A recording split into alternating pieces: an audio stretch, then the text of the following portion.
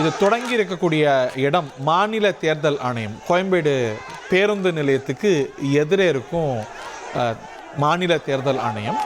அந்த தேர்தல் ஆணைய பகுதியிலிருந்து அது தொடக்க புள்ளியாக நம்ம திரையில் பார்க்கக்கூடிய இடம் அதுதான். அங்கிருந்து ஒரு ஒரு ஒரு 600-700 மீட்டர் இருக்கக்கூடிய இடம் தேமுதிக தலைமையகம். அதைத்தான் கேப்டன் விஜயகாந்த் கோவில் என்று அழைக்கிறார்கள். அந்த இடத்தை நோக்கி பேரணியாக தேமுதிகவினர் காவல்துறை தடையை மீறி சென்று கொண்டிருக்கக்கூடிய காட்சிகளை பார்க்கின்றோம். இது பற்றிய மேலும் விவரங்களோடு செய்தியாளர் தாயுமானவன் இணைகிறார். தாயுமானவன், இப்போ தடையை மீறி பேரணி நடத்துகிறாங்களா? ஆனால் பேரணி நடத்தக்கூடிய தூரம் என்பது அதிகம் இல்லை அப்படின்னு ஒரு புரிதல் வருது. Correct me if I am wrong. அந்த தேர்தல் ஆணையத்திலிருந்து தேமுதிக அலுவலகம் அப்படிங்கிறது ஒரு 1 கிலோமீட்டரில் அதுக்கு குறைவாகத்தான் இருக்கும் இல்லையா? ஸோ இந்த காட்சிகள் ரொம்ப பரபரப்பாக இருக்குது. இந்த காட்சிகளை பற்றியும் மேலும் விவரங்களை பதிவாக செய்யுங்க. தேமுதிக நிறுவன தலைவர் விஜயகாந்த் அவர்கள் உயிரிழந்து ஓராண்டு நிறைவு பெற்றிருக்கக்கூடிய ஒரு சூழல்ல இந்த ஓராண்டை அனுசரிக்கக்கூடிய வகையில் தேமுதிக சார்பில் இன்றைய தினம் மௌன அஞ்சலி மற்றும் மௌன ஊர்வலத்திற்கு ஏற்பாடு என்பது செய்யப்பட்டுள்ளது.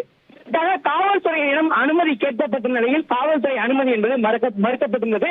காரணம் என்னவென்றால் இந்த கோயம்பேடு சாலை என்பது முக்கியமான சாலையாக இருக்கக்கூடிய ஒரு சூழலை கடும் போக்குவரத்து நெரிசல் நிலவக்கூடிய வாய்ப்பு இருப்பதால் காவல்துறையுடைய அனுமதி என்பது மறுக்கப்பட்டிருந்தது. இந்த நிலையில தான் தடையை மீறி தேமுதிகவினர் மௌன ஊர்வலத்தை தொடங்கி இருக்கக்கூடிய காட்சிகளை பார்க்க முடிகிறது. இந்த ஊர்வலத்துல பார்த்தோம் என்றால் தேமுதிகவுடைய பொதுச் செயலாளர் பிரேமலதா விஜயகாந்த், அவருடைய 2 மகன்கள், அதே போல் சுதீஷ் உள்ளிட்ட தேமுதிகவுடைய முக்கிய நிர்வாகிகள் மட்டுமின்றி ஏராளமான தொண்டர்கள், ஆயிரக்கணக்கான தொண்டர்கள் இங்கே கூடியிருக்கிறார்கள். அவர்கள் அனைவருமே பார்த்தோம் என்றால் தற்போது காவல்துறையுடைய தடையை மீறி தற்போது இந்த ஊர்வலத்துல வரக்கூடிய காட்சிகளையே நம்மால பார்க்க முடிகிறது. குறிப்பா காவல்துறையில் 1200க்கும் மேற்பட்டோர் காலையிலே இங்க குவிக்கப்பட்டிருந்தாங்க. ஆனா காவல்துறையுடைய எண்ணிக்கையை காட்டிலும் தொண்டர்களுடைய எண்ணிக்கை என்பது அதிகமாக இருந்து வருகிறது. இந்த நிலையில தான் தடையை மீறி தற்போது அந்த மௌன ஊர்வலத்தை தேமுதிகவினர் தொடங்கி இருக்கிறார்கள்.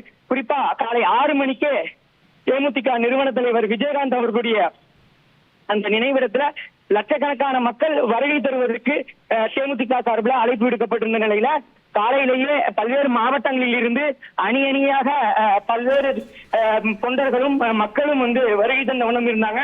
ஏராளமான திரைப்பிரபலங்களும் காலையிலேயே வருகை தந்து அஞ்சலி செலுத்துவதை பார்க்க முடிகிறது. கட்சியுடைய பல்வேறு நிர்வாகிகள் வந்த நிலையில பல மாற்றுக் கட்சியை சேர்ந்த மூத்த தலைவர்களும் இங்கே வருகை தந்து அஞ்சலி செலுத்தி வருகிறார்கள்.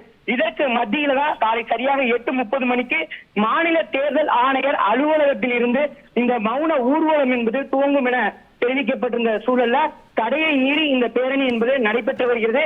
காவல்துறையினர் அந்த தொண்டர்களை அகற்றக்கூடிய பணிகள்ல ஈடுபட்டிருந்தாலும் கூட வந்திருக்கக்கூடிய தொண்டர்களுடைய எண்ணிக்கையோடு காவல்துறையினரை ஒப்பிடும் போது காவல்துறையுடைய எண்ணிக்கை என்பது குறைவாகவே இருந்ததை பார்க்க முடிந்தது.